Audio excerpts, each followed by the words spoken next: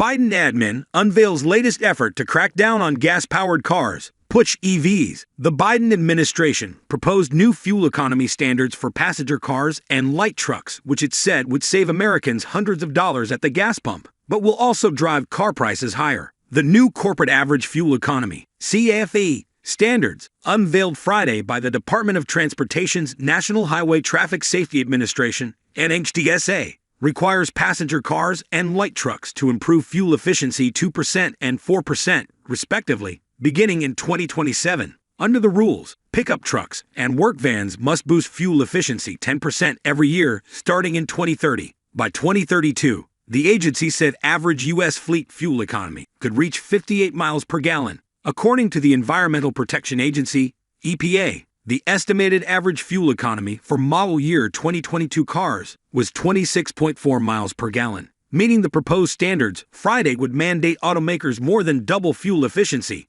in less than a decade or face substantial penalties. Better vehicle fuel efficiency means more money in Americans' pockets and stronger energy security for the entire nation, Transportation Secretary Pete Buttigieg said in a statement. In their announcement, DOT and NHTSA said, if finalized, the new CAFE standards would save consumers more than $50 billion on fuel over vehicles' lifetimes and reduce oil dependence by reducing gasoline consumption by 88 billion gallons through 2050. The administration added the standards would curb carbon emissions by more than 900 million tons through 2050. It stated such a large emissions reduction is the equivalent of taking more than 233 million vehicles off the road in that time span. CAFE standards have driven the auto industry to innovate in improving fuel economy in ways that benefit our nation and all Americans. NHTSA Acting Administrator Ann Carlson said in a statement, the new standards we're proposing today would advance our energy security, reduce harmful emissions, and save families and business owners money at the pump, she continued. That's good news for everyone. The proposal Friday is sure to garner considerable pushback from Republican lawmakers, the fossil fuel industry, and automakers alike. On July 17, General Motors Vice President of Global Regulatory Affairs David Strickland met with White House officials as part of the administration's pre-rule procedure and presented data showing the CAFE standards could cost companies up to $300 billion.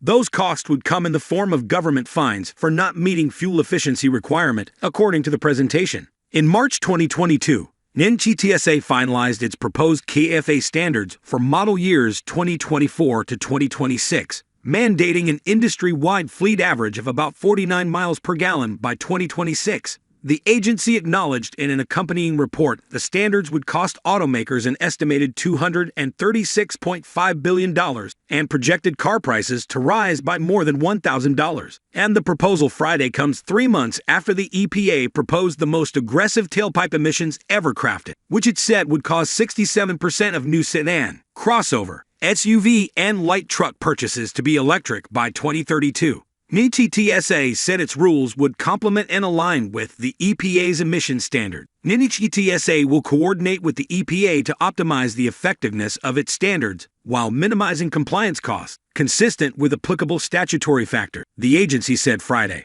With the release of today's proposal, NHTSA invites comments from all stakeholders on how this goal can be achieved. On May 1, shortly after the EPA released its emission standards proposal, Senate Commerce Committee Ranking Member Ted Cruz, R. Texas, led a letter to NHTSA Acting Administrator Carlson, warning her against following the EPA's lead cracking down on gas-powered vehicles. The letter urged Carlson to reject the EPA's economically destructive regulatory overreach. Based on your record, we are deeply concerned that the National Highway Traffic Safety Administration will follow the EPA's lead and propose similarly radical vehicle fuel economy standards that run contrary to the law, diminish vehicle choice, impose higher costs on American families, and undermine our national energy security, all while benefiting China, he wrote in the letter. In a statement Friday, Cruz blasted the proposal and said it would be a de facto EV mandate if finalized. Today, the Biden administration escalated their war on affordable gas-powered cars and trucks, taking a page from California's Green New Deal playbook. Cruz told Fox News Digital in a statement, Commerce Republicans warned the failed radical NHTSA nominee Ann Carlson not to take this step in a May 1st letter because American families should be free to purchase any vehicle they want, he added. This de facto EV mandate will dramatically raise car prices, weaken energy security,